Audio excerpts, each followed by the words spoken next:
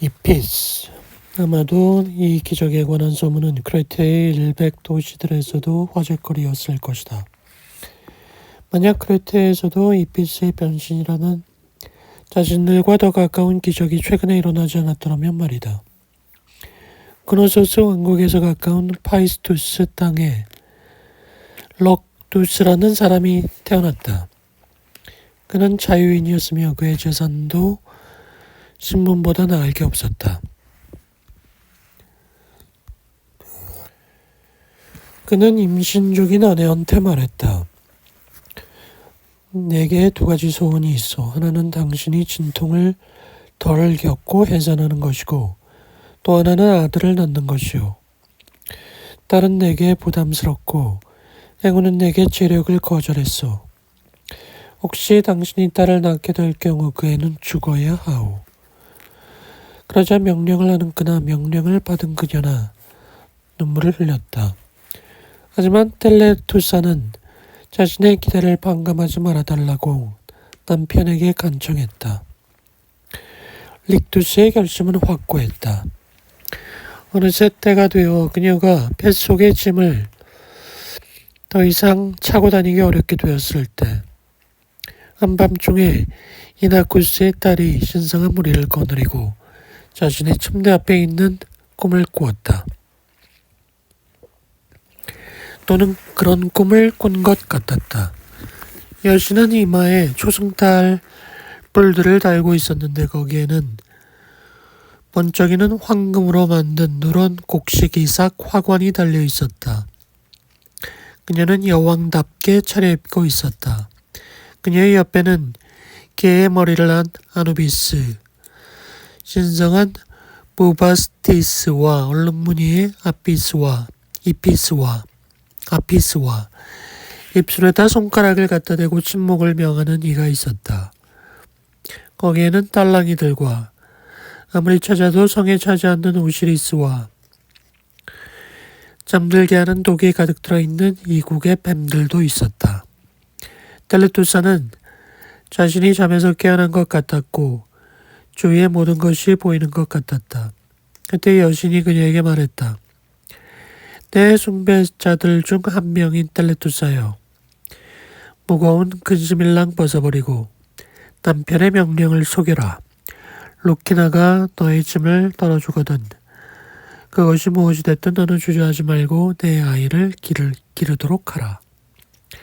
나는 내게 도움을 청하는 자들에게 도움을 주는 여신이다. 너는 백망덕한 신을 숭배했었다고 불평하지는 않으리라. 이렇게 충고하고 여신은 방에서 나갔다. 그러자 크레테의 여인은 정결한 두 손을 하늘로 향하여 들고 간절히 기도했다. 그녀의 진통이 심해지며 뱃속의 짐이 저절로 대기 속으로 밀고 나왔다. 딸이 태어났다. 하나 아버지는 모르고 있었고 어머니는 아들이라고 속이고는 기르라고 명령했다. 사람들은 그녀의 말을 믿었고 그것이 속임수임을 하는 사람은 유모뿐이었다. 아버지는 서약을 이행하고 할아버지의 이름을 따서 아이의 이름을 지었는데 할아버지의 이름은 이피스였다. 이 이름은 남녀의 두루수일 수 있어 그녀는 어느 누구도 속이는 것이 아니었기 때문이다. 그리하여 경건한 기만으로 시작된 속임수는 그 뒤로 들키지 않았다.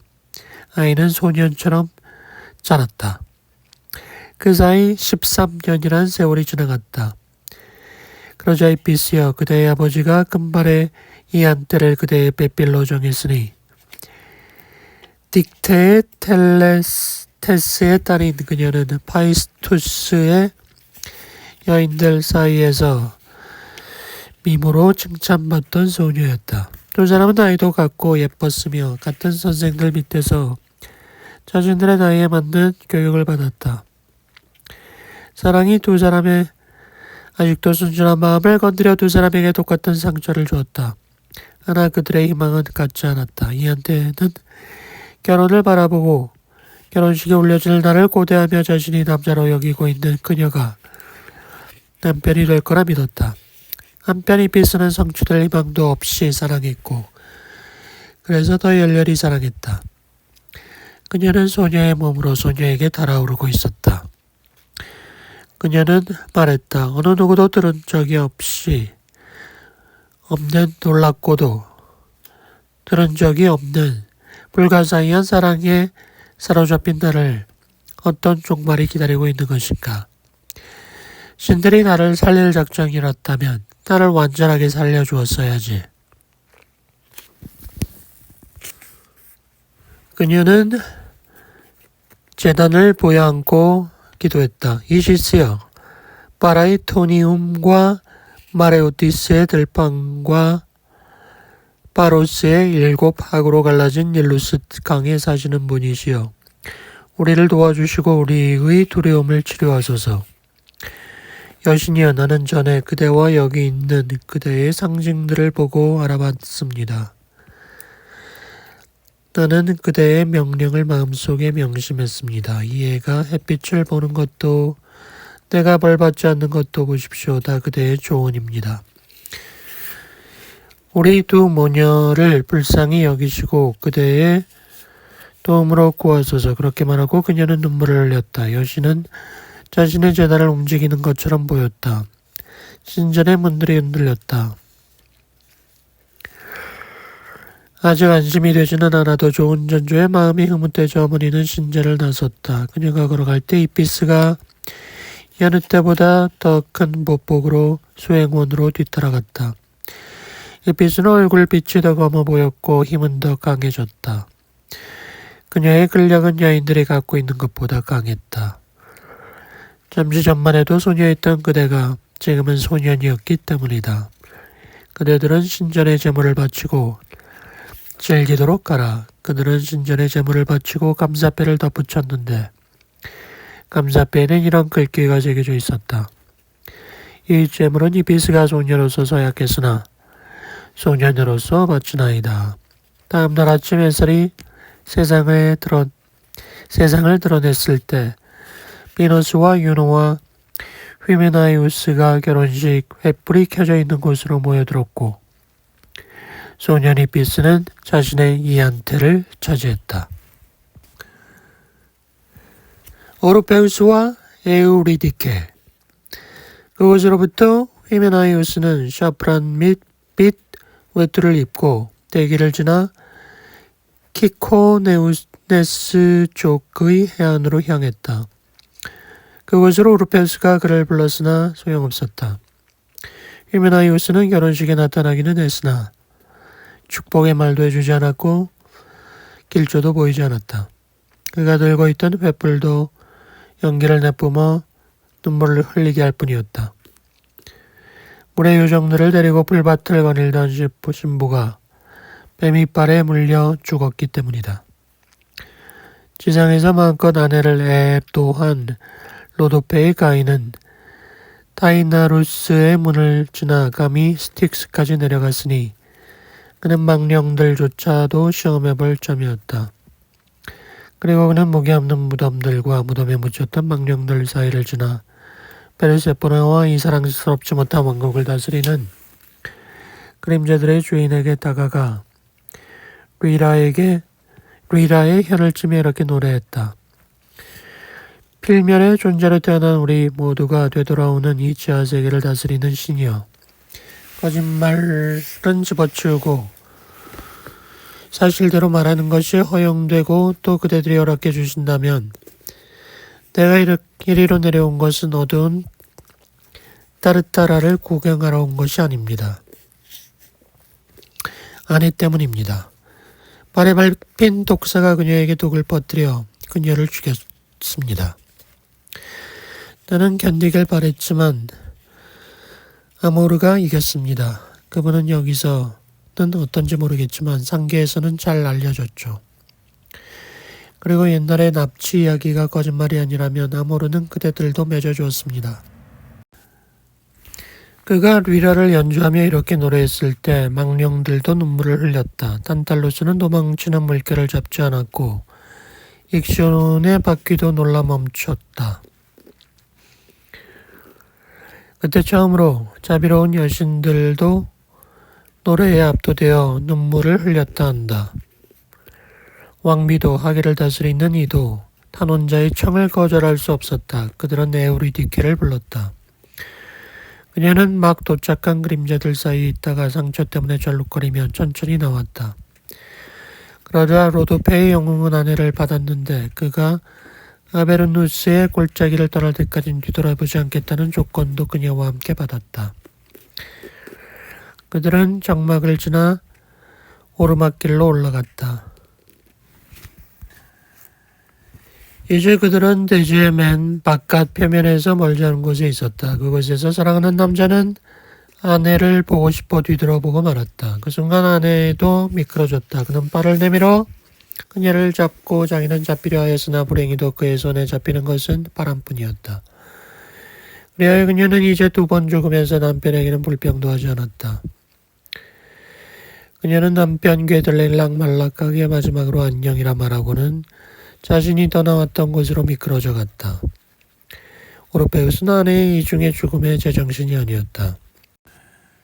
3년이 지나갔다. 그동안 오르페우스는 사랑에 성공하지 못했기 때문이든 아니면 언약을 했기 때문이든 여자와의 사랑은 피했다. 하지만 많은 여인들이 가인과 결합하기를 열망했고 많은 여인들이 퇴짜를 맞고 비탄에 잠겼다. 게다가 그는 트라키아의 백성들에게 부드러운 소년들을 사랑하는 법과 아직 성년이 되기 전에 짧은 봄과 청춘의 첫 꽃을 따는 법을 가르쳐 주었다. 아도니스와 베누스. 날개 달린 시간은 우리가 모르는 사이 어느덧 지나가니 세월보다 빠른 것은 없다. 제 누이의 아들이자 제 할아버지의 아들이기도 한 그는 얼마 전에 나무 안에 숨고 얼마 전에 태어났건만 그 뒤 아름다운 소년이 되더니 어느새 청년이 되고 어른이 되며 이전의 자신보다 더 아름다웠소. 그리고 그는 어느새 베누스의 애인이 되어 그녀에게 어머니의 정념을 복수했소. 화살통을 맨 소년이 어머니에게 입맞추다가 톡 튀어나온 화살로 뜻하지 않게 어머니의 가슴에 상차기를 냈던 것이오. 여신은 부상나가자마자 손으로 아들을 밀쳤지만 상처는 깊었고 여신도 그런 줄 몰랐어. 그리하여 남자의 아름다움에 사로잡힌 그녀는 더 이상 귀테레안의 해안에도 관심이 없고 깊은 바다에 둘러싸인 파포스도 물고기 많은 크니도스도 광물이 많이 나는 아마투스도 찾지 않았어. 그녀는 하늘도 멀리했으니 아도니스가 더 좋았던 것이요. 그녀는 그의 곁을 떠나지 않고 따라다녔고 또 그녀는 사냥개들을 부추겨 사냥하기 안전한 짐승들인 허겁지겁 도망치는 토끼와 뿌리 우뚝한 수사슴과 노루를 추격했소. 강력한 멧돼지는 멀리했고 약탈자인 늑대와 곰과 소떼를 죽여 포식하는 사자는 피했소. 그녀는 그대에게도 아도니스에게도 이들 짐승들을 두려워하라고 충고했소. 도망치는 것들에게는 용감하세요. 하나 대담한 것들에게 대담한 것은 안전하지 못해요. 젊은이여, 내 위험 부담으로 무턱대고 덤비지 마시고 자연이 무기를 준 야수들은 도발하지 마세요. 그대의 영광을 위해 내가 큰 대가를 치르는 일이 없도록 그대의 젊음도 그대의 미모도 그 밖에 베누스를 움직였던 것들도 사자와 돼지와 야수들의 눈과 마음을 움직이지는 못해요. 날카로운 멧돼지의 엄니에는 벼락이 들어있고 왕갈색 사자에게는 분노가 들어있어 나는 그것들이 싫어요. 그가 그 까닭을 묻자 그녀가 말했소. 옛날에 있었던 과거의 끔찍한 결과에 놀랄 거예요. 나는 익숙하지 않은 노고에 지쳤어요. 보세요. 마침 미루나무가 그 그늘 속으로 우리를 초대하고 있고 잔디가 누울 자리를 제공하고 있네요. 오르페우스의 죽음. 드라키아의 가인이 그런 노래와 숲과 야수들의 마음과 바위들을 뒤따라오도록 인도하고 있는 동안 기코네스족 여인들이 언덕 꼭대기에서 리라 현의 반주에 맞춰 노래하는 오르페우스를 보았다. 그중 한 명이蜜蜂의 머리털을 흔들어대며 저것 봐요, 저기 우리를 경멸하는 자가 있어요 라고 말하더니 아폴로의 가인의 입을 향해 창을 던졌다. 하나 나뭇잎을 감은 창은 목표물에 맞추긴 해서도 상처를 입히지 못했다. 다른 여자가 돌을 던졌는데 그것은 목소리와 리라의 화음에 제압되어 굴러떨어졌다. 하나 공격이 더욱 거세지며 절제가 사라지자 광기 어린 복수의 여신이 그곳을 지배했다. 그래도 그들의 모든 무기들이 그의 노래에 마력 앞에 무력해졌을 것이나 엄청난 소음과 피리소리와 북소리와 박수소리와 바쿠스 신도들의 울부짖는 소리가 기타라 소리를 압도했다. 그리하여 결국 그 이상 목소리를 들을 수 없게 된 가인의 피로 돌멩이를 붉게 물들었다. 마이너스들은 먼저 여전히 가인의 목소리에 넋을 잃은 헤아릴 수 없이 많은 새들과 뱀들과 야수들의 무리를 죽였는데 이것들은 오르페우스의 명성이자 청중이었다. 이어서 그들은 피투성이가 된 손들을 오르페우스에게 향하며 그의 주위로 몰려드니 그의 모습은 밤에 새가 낮에 돌아다니는 것을 보았을 때의 새떼와 같았고 원형극장에서 이른 아침 모래밭에서 죽게 되어 있는 수사슴이 개떼의 먹이가 될 때와 같았다. 그들은 가인에게 달려들어 그에게 푸른 덩굴이 감긴 뒤르스스 지팡이를 던졌는데 그것은 이런 용도로 쓰라고 만들어진 것이 아니었다. 이 여인들은 흙덩이를 저 여인들은 나뭇가지를 꺾어 던졌으며 일부는 돌멩이를 던졌다. 그리고 그들의 광기에 무기를 대주려고 마침 소들이 쟁기를 깊숙이 끌며 땅을 갈고 있었고 멀지 않은 곳에 건장한 농부들이 수확을 늘리려고 땅을 파고 있었다. 이들은 여인들의 무리를 보자 일하던 도구를 버려둔 채 도망쳤다. 들판에는 곡괭이들이 흩어져 있었다. 여인들은 농기구를 집어들고 우산불로 자기들을 위협하는 소들을 찢고 나서 가인을 죽이러 갔다. 두 손을 내밀며 그는 살려달라 했지만 난생 처음으로 그의 말은 아무 소용이 없었다. 그의 입술 사이로 목숨이 빠져나오더니 바람 속으로 흩어졌다. 오르페우스여, 슬퍼하는 새들도 야수의 무리도 단단한 바위들도 그대를 위해 울었소.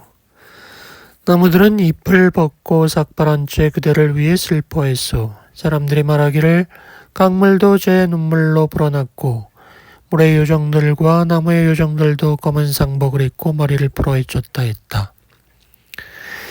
가인의 사진은 사방에 흩어졌으나 그의 머리와 리라는 에브루스여 그대가 받았소. 그리고 그것들이 강한 복판을 떠내려가는 동안 리라는 뭔지 알 수 없는 슬픈 소리를 냈고 숨이 끊어진 혀는 중얼거렸으며 깡뚝들은 이에 슬퍼 화답했다. 어느새 그것들은 고향의 강물을 떠나 바다로 떠내려가서 메튠나시 근처의 레스보스 해안에 닿았다.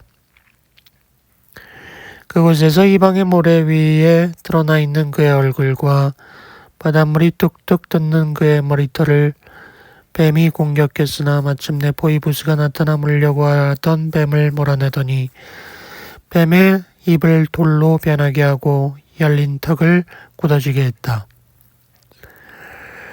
그의 그림자는 대지 아래로 내려가 전에 보았던 장소들을 모두 알아보았다. 복받은 자들의 들판을 찾아 헤매다가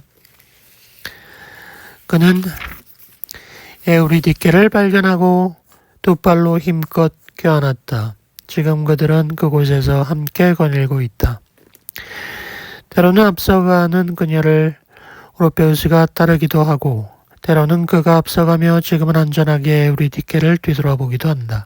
하지만 리아이우스는 그런 범행을 벌하지 않고 그냥 내버려 두지 않았으니 자신의 비위를 노래하던 가인을 잃은 것을 슬퍼하여 만행을 본 에도니족의 모든 여인을 즉시 나무 뿌리를 꼬아 숲속에다 묶고는 그들의 발가락을 그들 각자가 그때 추격했던 거리만큼 길게 늘어뜨린 다음 그 끝을 단단한 대지에 박아버렸던 것이다.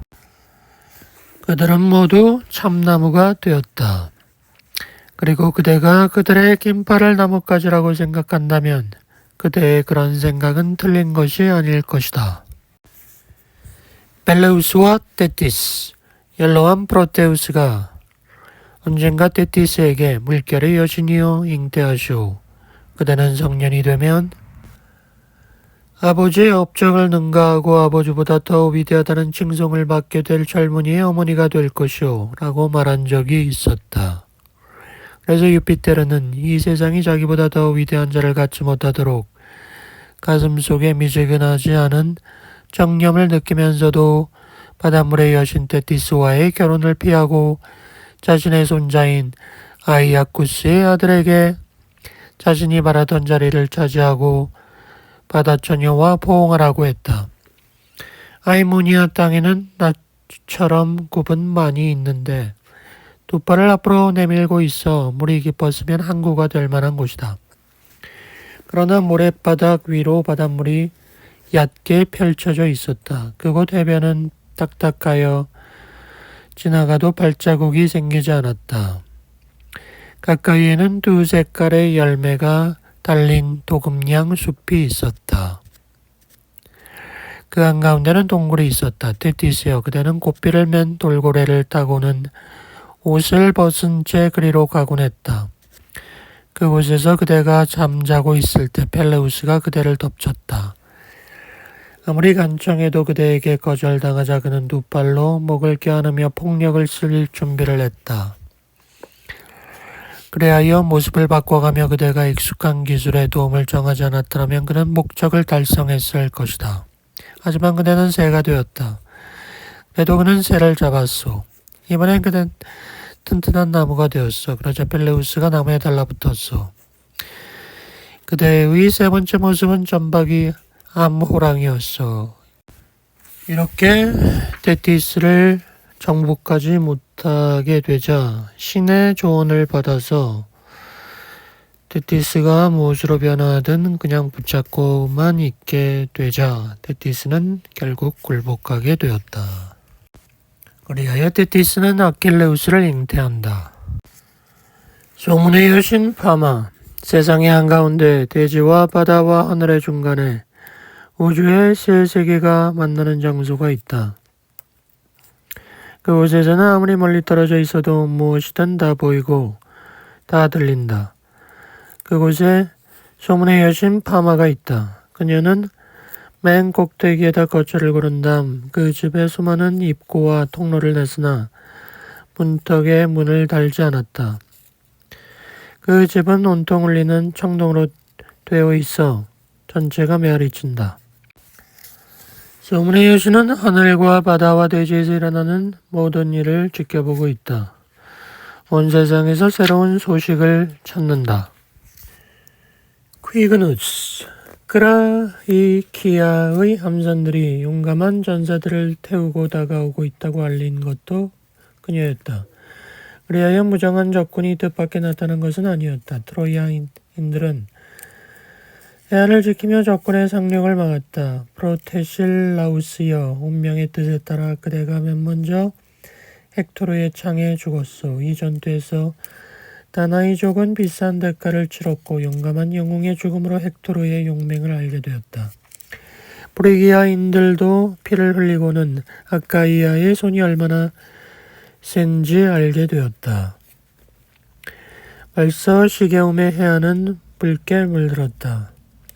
넵툰의 아들 퀴그누스는 1,000명의 전사를 죽음에 넘겨주었다. 벌써 아킬레스는 전차를 타고는 벨리온산에서 자란 창으로 쳐서 전 대열을 높이고 있었다. 그는 전투의 대열들을 헤치며 퀴그누스나 헥토르를 찾아가 퀴그누스와 만났다.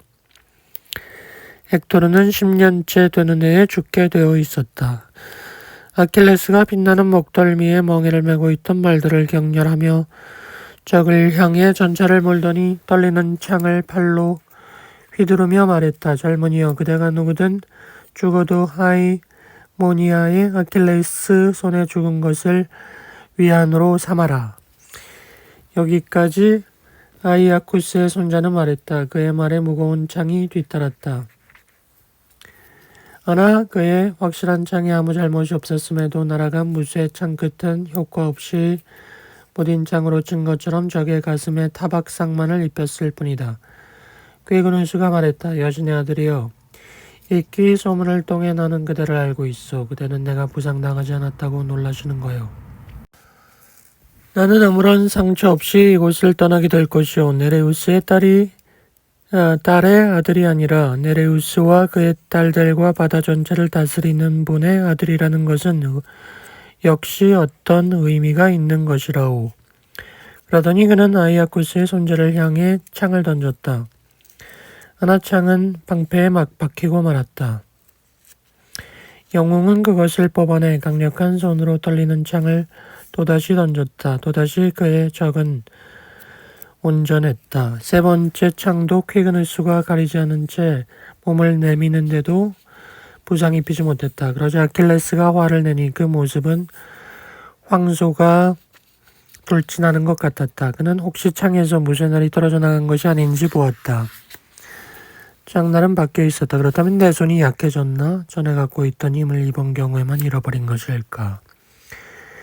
내 손은 확실히 힘이 있었으니까 내가 앞장서서 르이르네수스의 성벽을 함락했을 때도, 내가 테네도스와 에티온의 테바이를 그들 자신의 피로 채웠을 때에도, 가이쿠스가 그 유역에 사는 백성들의 살육으로 자주빛으로 흘렀을 때에도, 내가 그토록 많은 자들을 죽여 그 시신들을 쌓아 올리게 했고 또 쌓여 있는 것을 보고 있는 이곳에서도 내 오른팔은 힘이 있었고 또 여전히 힘이 있지 않은가.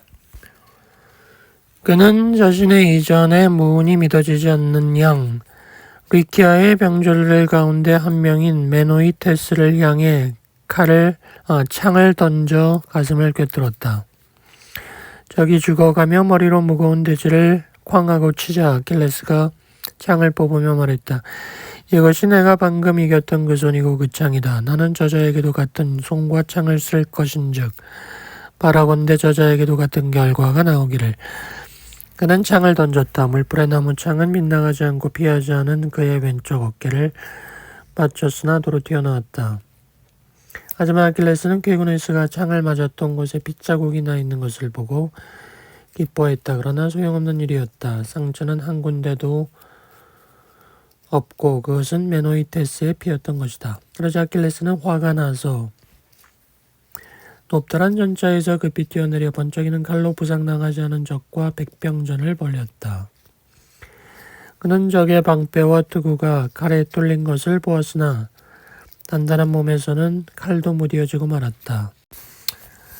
그는 돌로 퀴그누스를 쳤다. 그리고 퀴그누스의 몸이 뒤로 젖혀질 때까지 돌덩이 뒤로 밀어붙이더니 있는 힘을 다해 돌리다가 땅에 패대기 쳤다. 그리고 나서 그는 방패와 단단한 무릎으로 적의 가슴을 누르며 투구끈을 당기니 끈이 적의 턱밑을 쬐며 목구멍과 기도를 막고 숨기를 끊었다.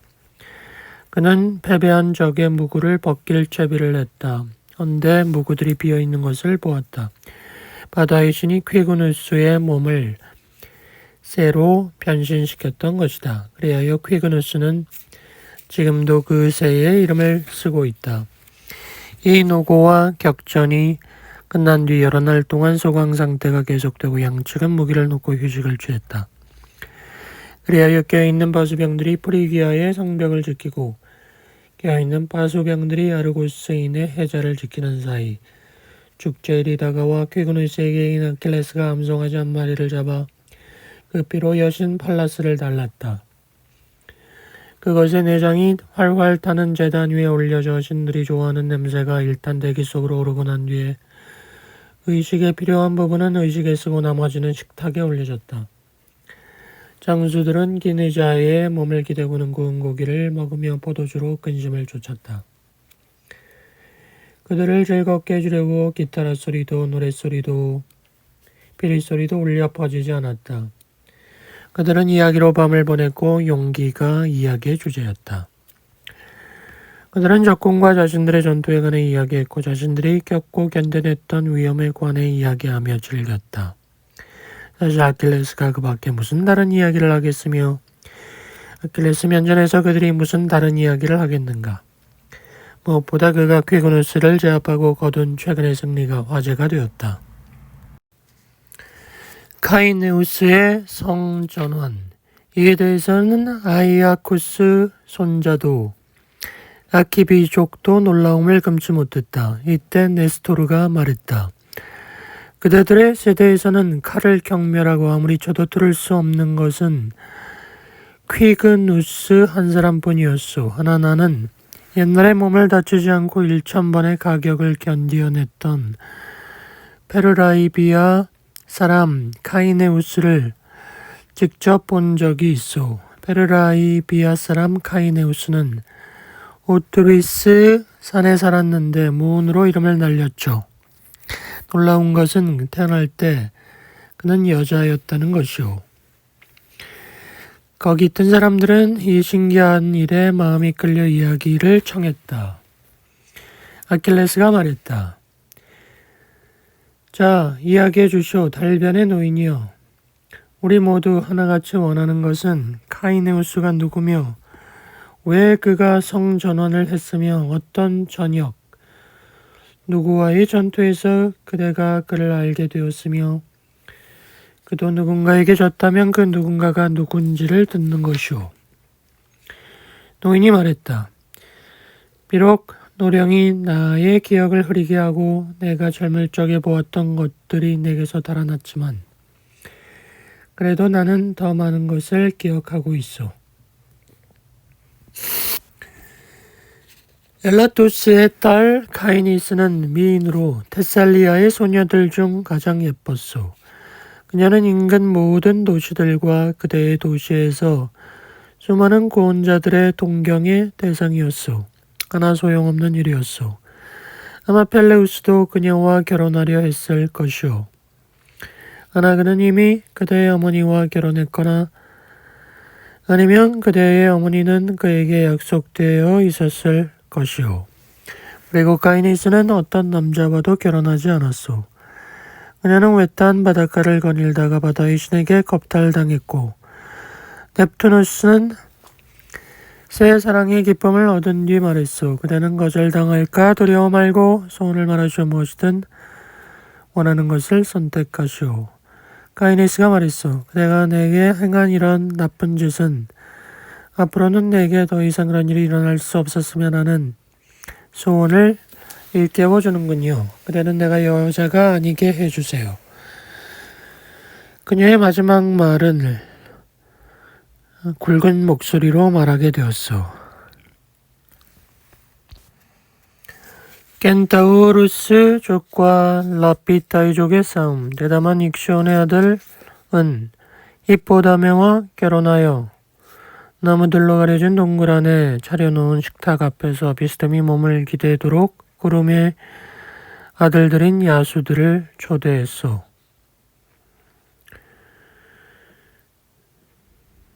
아이모니아의 귀족들도 거기 참석했는데 나도 마찬가지였소. 축제가 벌어진 왕국에는 군중들의 소음이 울려 퍼졌소. 보시오, 사람들은 축홍가를 부르고 불을 피워놓은 홀은 연기로 가득 찼는데 소녀가 어머니들과 여인들의 무리에 둘러싸여 들어오니 미인이었소. 우리는 저런 아내를 얻어 행복하겠다고 비리토우스를 축하했는데 그로 인해 우리가 축하한 좋은 전조를 하마터면 그르칠 뻔했어. 왜냐하면 야만적인 켄타우로스 중에서도 가장 야만적인 에우리투스여. 그대의 가슴은 술도 술이지만 그녀의 모습에 달아올라 욕정으로 배가 된 술기운에 지배를 받았기 때문이요. 그러자 당장 식탁들이 뒤엎어지며 잔치는 난장판이 되고 갓 결혼한 신부는 머리채를 잡힌 채 끌려갔소.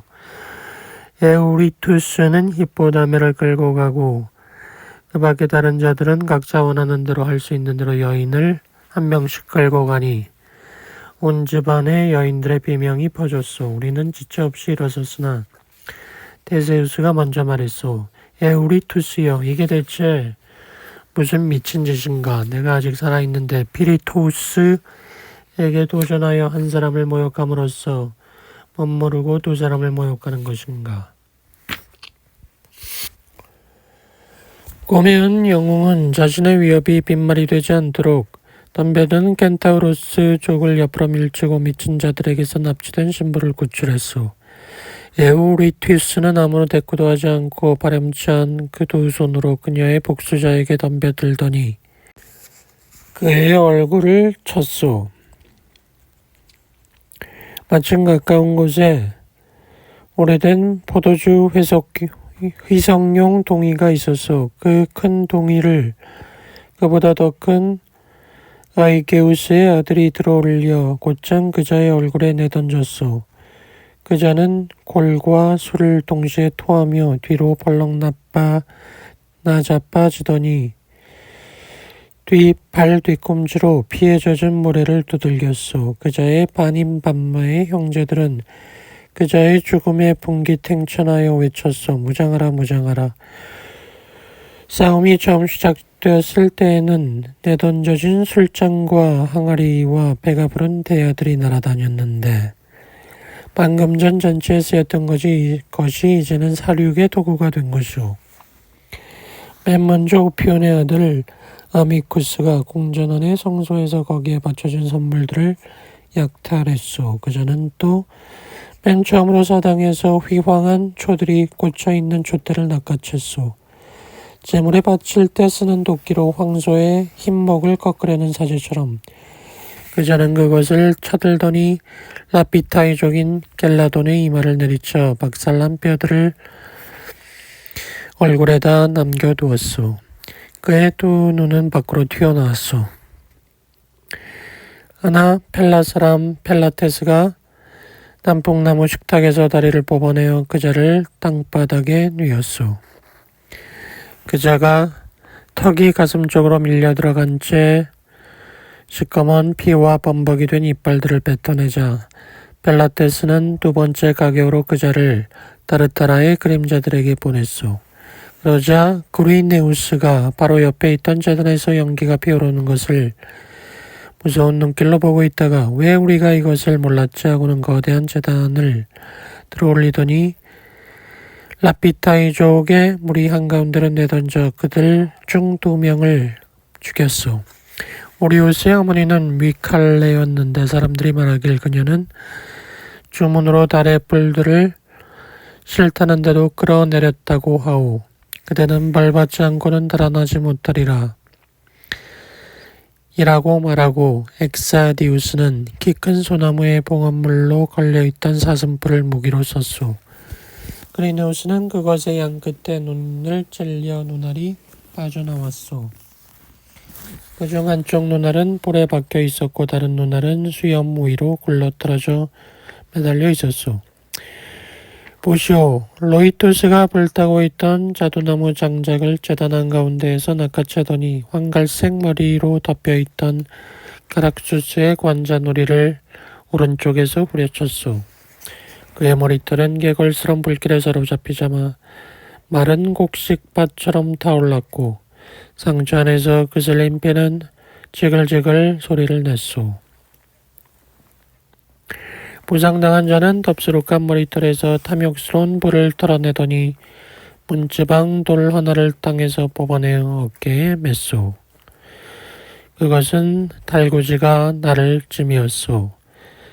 하나 다름 아닌 무게가 그것을 던져도 적에게 이르지 못하게 했소. 그리하여 커다란 돌덩이는 가까이 서 있던 전우 코메테스를 죽였소. 로이투스는 기쁨을 억제하지 못하고 그대 진영의 나머지 무리들도 그렇게 용감했으면 하고 말했소. 그러고는 그자가 반쯤 타다 남은 장작기비로 찢자 그의 상처에 달려들어 두개골의 이음새들을 3번이나 내리치니 결국 그의 뼈들이 물렁해진 골 속으로 내려앉고 말았소. 승리자는 에우와 그루스와 코리투스와 드리아스에게로 향했소. 그 중에서 이제 막 솜털이 볼을 덮기 시작한 코리투스가 앞으로 꼬꾸라지자 소년을 죽이는 게 뭐 대단한 영광인가 라고 에우와 그루스가 말했소. 그러나 로이투스는 더 이상 그런 말을 하게 내버려두지 않고 말하고 있는 그의 입으로 발갛게 단 장작개비를 쑤셔 넣더니 가슴속까지 밀어넣었소. 그러고 나서 그자는 불을 머리 위로 휘두르며 사나운 두리아스여, 그대도 추격했소. 그러나 그대에 대한 공격은 결과가 같지 않았으니 사륙에 이딴 성공에 기고만장하던 그자를 그대는 불에 단단해진 말뚝으로 목덜미와 어깨가 연결되는 부위를 찔렀던 것이오. 카이네우스의 최후. 카이네우스는 벌써 5명을 죽음에 넘겨주었는데 스티펠루스와 브로무스와 안티마쿠스와 엘리무스와 도끼로 무장한 피라크모스가 그들이요. 그들의 부상은 기억나지 않지만 그 수와 이름은 잘 알고 있어. 그러자 에마티아의 출신 할레수스를 죽이고 그에게서 빼앗은 무구들로 무장한 라트레우스가 앞으로 나왔는데 사지와 덩치가 엄청나게 컸소. 그자는 관자놀이 위의 머리털이 희끗희끗한 중년의 나이에 힘은 젊은이였소. 투구를 쓰고 방패와 마케도니아의 장창을 들고 있는 모습은 장관이었소. 그자는 양군을 향하여 번갈아 얼굴을 돌리며 무기를 흔들었고 말을 타고 좁은 원을 그리며 허공 속으로 수마없는 소리를 내뱉었소. 카이니스여, 나는 그대에게도 당해야 하는가? 그대는 언제나 내게 여자고 카이니스일 테니까 말이오. 그대의 근본이 그대에게 경고하지 않던가? 그대가 어떤 행위를 하고 그 대가를 받았는지 생각나지 않는가? 그대가 무엇으로 태어났는지 명심하라. 자, 집에 가 바구니를 끼고 엄지손가락으로 실을 잡고 전쟁은 남자들에게 맡겨두시라. 그러자 카이네우스가 창을 던져 그를 죽였다. 반인반마의 괴물들이 격분하여 함성을 지르며 달려들더니 그 한 사람을 향해 무기를 던지고 휘둘렀소. 장들은 떨어졌고 엘라투스의 아들 카이네우스는 아무리 쳐도 뚫리지 않고 피에 물들지 않은 채 서 있었소. 그때 무니쿠스가 소리쳤소. 이 무슨 창피인가. 전 백성이 남자라 말할 수도 없는 한 사람에게 지다니. 아니 저자는 남자고 우리는 나태하게 행동함으로써 저자의 이전 상태가 되어버렸소. 우리에게 거대한 덩치와 갑절의 힘이 무슨 소용이란 말인가. 그렇게 말하자 그자는 광란하는 남풍의 위력에 뽑혀나간 나무 밑동이 마침 눈에 띄자 그것을 집어들어 강력한 적에게 내던졌소. 그리하여 순식간에 오투리스는 나무를 벗고 벨리오는 그늘을 잃고 말았소. 거대한 무더기에 묻히자 카이네우스는 나무의 무게에 눌려 튼튼한 어깨로 나무 더미를 떠받치고 있었소.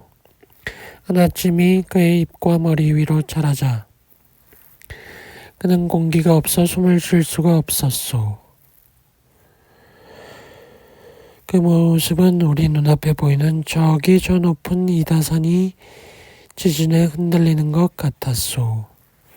그의 최후는 확실치 않소. 그의 몸은 나무들의 무게에 의하여 타르타라로 던져졌다 하오. 그러나 암피쿠스의 아들은 이를 부인했으니 무더기 한가운데로부터 황갈색 날개를 가진 새 한 마리가 대기 속으로 날아오른 것을 그는 보았던 것이오. 네스토로와 헤르쿨레스, 필로스인이 네스토르가 라피타이족과 켄타우루스족 사이의 싸움에 관해 이야기를 하자 틀레폴레무스는 그가 알카이우스의 손자를 묵살하고 넘어가는 것이 못마땅해서 말했다. 노인장, 그대가 헤르클레스의 행적을 칭찬하지 않다니 놀라운 일이군. 나의 아버지께서는 당신께서 제압하신 구롬의 아들들에 관해서 내게 이야기를 해줬죠. 그러자 필로스인이 비탄에 젖으며 말했다. 어쩌자고 그대는 내게 불행을 떠올리고 세월에 묻힌 슬픔을 들춰내고 그대의 부친을 미워하게 만든 모욕들을 다시 내 입으로 말하게 하는가. 신들도 아시다시피 그는 믿을 수 없는 일들을 해냈고 세상을 공적으로 채웠소. 하나 우리는 데이포부스도 플리다마스도 헥토르도 칭찬하지 않소. 그도 그럴 것이 누가 자기 적을 칭찬한단 말이오. 그대의 부친은 전에 메세네의 성벽을 뉘었고 아무 잘못도 없는 도시 엘리스와 필로스를 파괴하고 칼과 불로 내 집을 쑥대밭으로 만들었소. 그가 죽인 다른 사람들에 관해서는 말하지 않겠소. 우리들 넬레우스의 아들들은 26, 12, 12명이었는데 모두 빼어난 젊은이였소. 한데 그 12명이 나만 빼고 모두 헤르쿨레스의 힘에 쓰러졌소.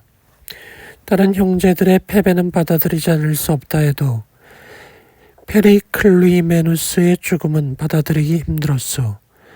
그에게는 넬레우스 왕가의 시조이신 넵투누스께서 무엇이든 원하는 모습을 취했다가 도로 봤을 수 있는 능력을 주었다오. 그는 온갖 모습으로 변신해도 아무 소용없자 구부정한 발톱으로 벼락을 나르고 나는 신들의 왕께서 가장 사랑하시는 독수리의 모습으로 변했소. 그는 독수리로서 날개의 힘과 구부정한 부리와 발톱으로 영웅의 얼굴을 핥히었소. 그러자 영웅은 하늘 높이 날아올라가 구름 사이를 떠돌던 그에게 너무나 확실한 활을 겨누더니 날개와 옆구리가 만나는 곳을 맞췄소. 로도스 함대의 미남인 지휘자여, 그대는 내가 그대의 부친 헤르쿨레스를 칭찬해야 한다고 생각하시나? 나는 그의 업적을 묵살하는 것 이상으로는 내 형들의 원수를 갚지 않겠소. 그대와 나 사이의 우위는 돈독하니까. 넬레우스의 아들은 이렇게 얘기했다.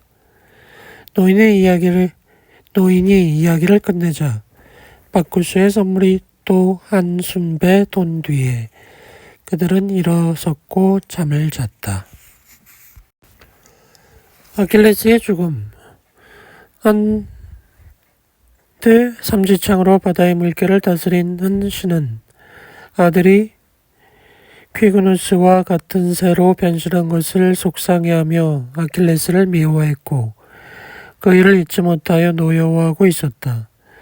어느새 전쟁이 이오십 10년 가까이 끌었을 때 그는 장발의 스민테우스에게 이런 말을 했다. 조카들 중에서도 내가 가장 아끼는 그대요. 그대는 나와 함께 헛되이 트로이아 성벽을 쌓았거늘 머지않아 무너지게 될 저 성체를 보고도 한숨이 나지 않는가. 저 성벽들을 지키다 수천 명이 죽었는데도 괴롭지 않는가. 자신의 페르가마 주위로 끌려다니던 헥토르의 망령이 떠오르지 않는가. 하지만 전쟁 자체보다 더 잔인한 그 사나운 자는 아직도 살아있소. 아킬레스 말이오. 어디 내 손안에 들기만 해봐라. 그때는 내가 삼지창으로 뭘 할 수 있는지 느끼게 해줄 것이오. 그러나 나는 내 적과 맞서 싸우는 것이 허용되지 않는 만큼 그대가 보이지 않는 화살로 그를 죽게 해주시오. 그러자 델리우스가 승낙하고 숙부의 소망과 자신의 소망을 똑같이 만족시키며 구름으로 몸을 가린 채 일리온의 대열로 갔다. 그는 거기 전사들의 살육 가운데에서 파리스가 무명의 쪽에게 간간히 화살을 날리는 것을 보고는 자신이 신임을 밝히고 말했다. 어째서 평범한 군졸들의 피로 화살을 낭비하는가? 그대의 백성들을 염려한다면 아이아쿠스의 손자를 겨누어 그대의 죽은 형제들의 원수를 갚으라. 신은 모세로 트로이아인들의 몸을 땅에 뉘고 있던 펠레우스의 아들을 가리키며 그를 향하여 활을 돌리더니 죽음을 가져다주는 손으로 화살을 확실하게 인도했다. 헥토르가 죽은 뒤 노왕 프리아무스가 기뻐할 수 있었던 것은 이번이 처음이었다. 그리하여 아킬레스여, 그토록 위대한 자들을 이겼던 그대가 그라이키아인 아내의 비겁한 납치자에게 지고 말았구려. 만일 그대가 한 여인의 손에 전사할 운명이었다면 그대는 차라리 테르모돈의 양날 도끼에 죽기를 바랐으리라. 불패의 우두머리였던 아이아쿠스의 손자는 이제 불태워졌다. 똑같은 신이 그를 무장시켜주고 화장해 주었다. 그토록 위대했던 아킬레스는 죄로 남았다.